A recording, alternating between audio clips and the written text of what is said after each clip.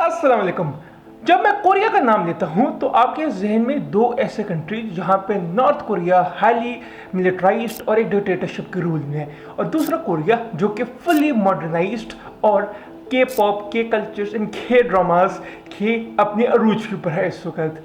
लेकिन अगर हम इनकी 4000 पुरानी हिस्ट्री निकाल के देखें तो ये कभी भी दो अलग मुल्क नहीं थे, हमेशा एक यूनाइटेड कंट्रीज रही हैं। तो आज की वीडियो कोरिया के नाम पे है। आज की वीडियो में हम जानने की कोशिश करेंगे कि किस तरीके से एक मिथिकल बिगिनिंग, जी बिल्कुल मिथिकल, मतलब कि एक जो मिथ से निकली हुई कोरिया की बिगिनिंग है वो क्या है, इनकी गोल्डन डायनेस्टीज कौन कौन सी थी, किस तरीके से जापानीज ने कोरिया को अपने एक कॉलोनाइज बना लिया, and the pains and the sacrifices the Korean made to get independence from Japanese. किस तरीके से जो वर्ल्ड वॉर 2 थी वो कोरिया को डिवाइड करने का एक बहुत बड़ा रीजन बनी। Identifying their targets, our planes swooped down like avenging shadows of death and destruction.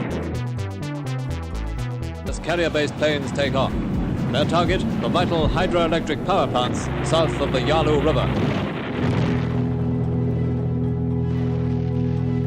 Korea की कहानी कभी भी सियासत से या जंग से स्टार्ट नहीं हुई, ये स्टार्ट हुई तो एक मिथ से, and that myth is that around 2333 BCE, मतलब बिफोर क्राइस्ट, एक शहजादा था जिनका नाम हायोन था, जो कि अर्थ के ऊपर डिसेंड किए जाते हैं, और उनका एक ही मिशन था to seek a world peace and rule over the world. हुआ इस तरीके से कि एक दिन बेयर और टाइगर प्रिंस के पास आते हैं। उन्होंने कहा कि प्रिंस हमें भी इंसान बना दो। तो प्रिंस ने कहा कि तुम लोगों को एक काम करना पड़ेगा, वो ये काम है कि तुम दोनों ने 100 दिन एक गार के अंदर गुजारने हैं, और सिर्फ आप लोगों ने गार्लिक और मैगवर्ट खाना है। इससे अगर आप करोगे तो आप लोगों को एज अ मिरेकली इंसान बन जाओगे। हुआ इस तरीके से कि आफ्टर 20 डेज ही जो टाइगर था वो तंग आ गया और वो वहाँ से भाग गया, लेकिन जो बियर था वो एज इट इज उसी तरीके से रहा और खाता रहा। एंड आफ्टर 23 डेज और हुआ ये कि मिरेकली तौर के ऊपर जो बियर था वो एक वुमन तब्दील हो गई, और इनाम की सूरत में जो प्रिंस था उसने उस बियर के साथ शादी कर ली। This is known as the human tribe and the bear tribe. और इस तरीके से Gojoseon the first kingdom of known history of Korea का आगाज होता है। ये सिर्फ एक बेड टाइम स्टोरी नहीं बल्कि कोरियन की एक फाउंडिंग मिथ है। It is to shape the national identity of the people, to show the value of resilience, patience and transformation। और आज तक इस डे को साउथ कोरिया में सेलिब्रेट किया जाता है, और ये जाना जाता है द डे हेवंस ओपन्ड। अगर हम मिथिकल हिस्ट्री से बाहर आए तो चाइनीज हिस्ट्री बताती है कि there was a kingdom known as Joseon. अब यहाँ पर जो है GO है, this is known to be the old, and Joseon जो कि बेसिकली एक नई डायनेस्टी बनी थी कोरिया के अंदर, वो भी इसी नाम के ऊपर रखी गई। और इसको जाना जाता है कोरिया की आइडेंटिटी सिविलाइजेशंस जो कि ना सिर्फ मिथ्स में बनी लेकिन रियलिटी में भी बन गई।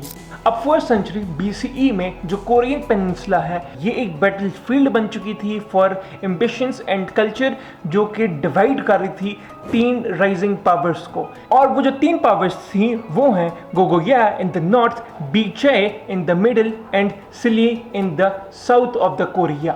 एंड रिटन हिस्ट्री से एक चीज तो वाज़ेह हो जाती है, the Koreans are known to be resilient, strong, motivated and the people who work hard to make anything possible. लेकिन अब हमारी हिस्ट्री का सबसे भयानक, सबसे खतरनाक और सबसे खून खराबे वाला टाइम शुरू होता है, the time of the Japanese colonisation.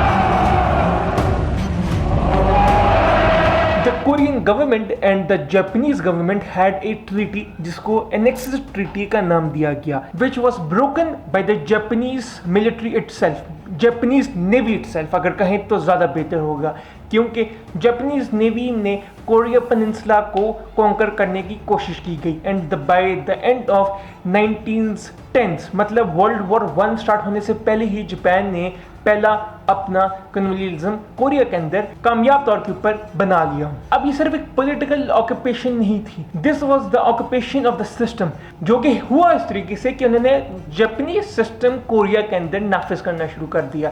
In their schools कहा गया कि आप कोरियन नहीं, आप जापानीज बोलेंगे, आपको ट्रेडिशनल कपड़े जापानीज पहनने पड़ेंगे और आपको जापानीज नाम रखने पड़ेंगे। और पूरी एक जनरेशन ऐसी पैदा हुई जिसने अपनी मदर टंग मतलब कोरियन बोली ही नहीं। लेकिन अगर हम फास्ट फॉरवर्ड करें टू 1 मार्च 1999, जबकि यूएस प्रेसिडेंट ने प्रॉमिस किया था द सेल्फ डिटर्मिनेशन, मतलब कि एक खुद मुख्तियार कोरियन रियासत, वो क्या में नहीं आ सकी। एक पीसफुल प्रोटेस्ट के लिए कोरियंस अपने घरों से बाहर आते हैं और कुछ ही दिनों के अंदर ये जो तादाद है बताई जाती है 20 लाख तक लोगों तक पहुंच जाती है, मतलब 2 million peoples were included into this peaceful protest against the Japanese rule and Japanese ऑक्यूपाइजेशन।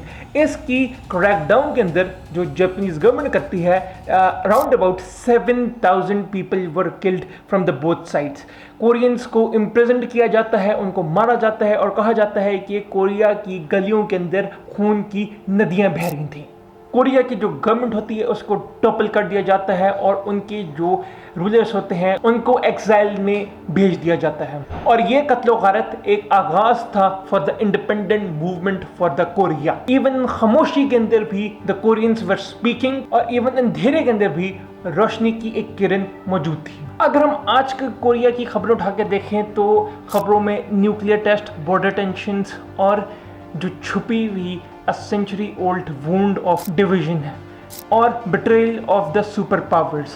अब ये जो डिवीजन है हुआ किस तरीके से, 38 पैरेलल लाइंस क्या है, किस तरीके से है, वो अगर मैंने आपको अभी बताना शुरू किया किस तरीके से वर्ल्ड वॉर 2 के अंदर कोरिया को डिवाइड किया गया by the 2 great super powers. और वो सुपर पावर्स कौन कौन सी थी, क्या वो यूएस और चाइना थी, क्या वो चाइना और रशिया थे, या वो रशिया या अमेरिका थे।